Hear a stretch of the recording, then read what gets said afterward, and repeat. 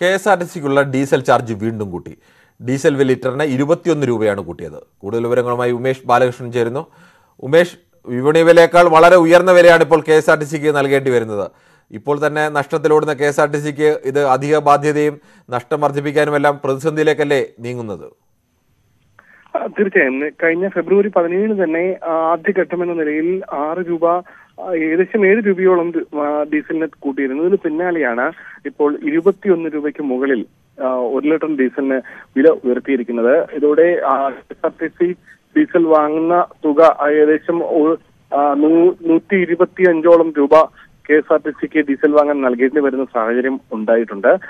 ഇതിൽ ഒരു ദിവസം 5000 ലിറ്ററിന് മുകളിൽ ഡീസൽ ഉപയോഗിക്കുന്ന സ്ഥാപനങ്ങൾക്ക്, പ്രത്യേകിച്ച് വ്യവസായ സ്ഥാപനങ്ങൾക്ക് വില വർദ്ധിപ്പിച്ച് നൽകാൻ ഇത്തരത്തിൽ പെട്രോളിയം കമ്പനികൾ തീരുമാനിച്ചിരുന്നു. അതിന്റെ അടിസ്ഥാനത്തിലാണ് KSRTC അത്തരത്തിൽ ഒരു ദിവസം അതിലധികം ഇത്തരത്തിൽ 50,000-ലധികം ലിറ്റർ ഡീസൽ ഉപയോഗിക്കുന്നുണ്ട്. സ്വാഭാവികമായി KSRTCക്ക് ഇത്തരമൊരു നിർദ്ദേശം, അല്ലെങ്കിൽ KSRTCക്ക് നൽകുന്ന ഡീസലിന് വിലയുയർത്തി നൽകാനുള്ള നിർദ്ദേശം നൽകിയത്.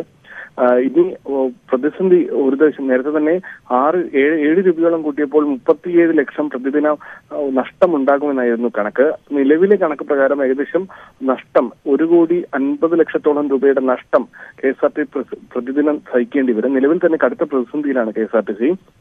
നിലവിൽ വിവിധ ജില്ലകൾ കേന്ദ്രീകരിച്ച് 8 പമ്പുകൾ IOCയുടെ തന്നെ KSRTC സ്ഥലത്ത്, KSRTCയുടെ ഉടമസ്ഥയിലുള്ള സ്ഥലങ്ങളിൽ പ്രവർത്തിക്കുന്നുണ്ട്.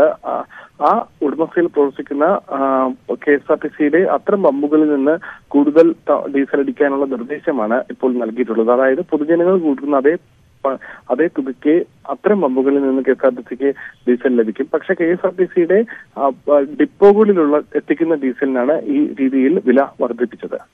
ഉമേഷ്, എന്തുകൊണ്ടാണ് ഇങ്ങനെ പൊതുജനങ്ങൾക്ക് പുറത്ത് വിപണിയിൽ ഒരു വില നിശ്ചയിക്കുകയും KSRTCക്ക് മാത്രം അധികമായി 21 രൂപ നൽകണം എന്ന്, ഒരു ലിറ്ററിന് 21 രൂപ, അതായത് നീതീകരിക്കാൻ കഴിയുന്ന ഒരു വർധനവ് പോലുമല്ല, അത്തരമൊരു തീരുമാനത്തിന് പിന്നിൽ എന്താണ്, ഇതിന്റെ കാരണം എന്താണ്? ഇത് കേന്ദ്ര സർക്കാർ തീരുമാനമാണ്. കേന്ദ്ര സർക്കാരിന്റെ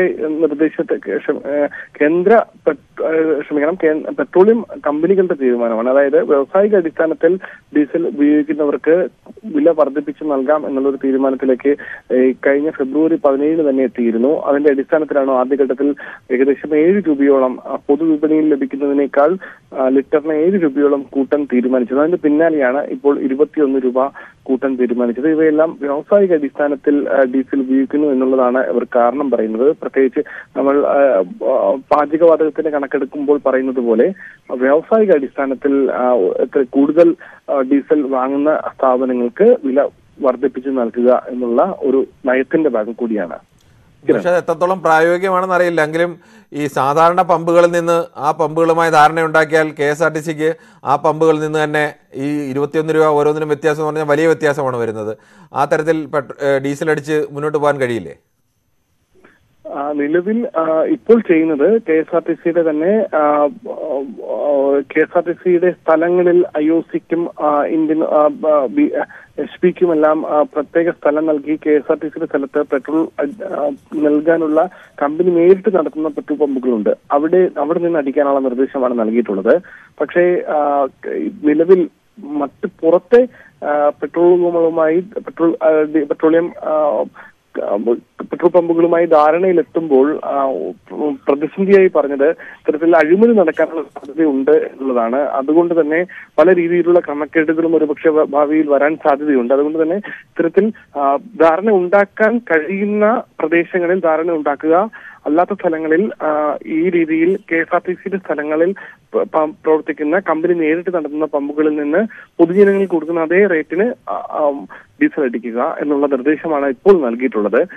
ധാരണ ഉണ്ടാക്കുമ്പോൾ അതിന് കുറച്ച് ദിവസം അത് പരിശോധിക്കും. ഏത് രീതിയിൽ അതിന്റെ ഓരോ വാഹനത്തിന്റെ മൈലേജിന് എന്തെങ്കിലും വ്യത്യാസം വരുന്നുണ്ടോ തുടങ്ങിയ കാര്യങ്ങളെല്ലാം പരിശോധിക്കും. കാരണം ഒരുപക്ഷെ അളവിൽ കൃത്രിമം കാണിക്കാനുള്ള സാധ്യത പറയുന്നുണ്ട്. കൂടാതെ ഇത്തരത്തിൽ ഡീസൽ കൃത്യമായി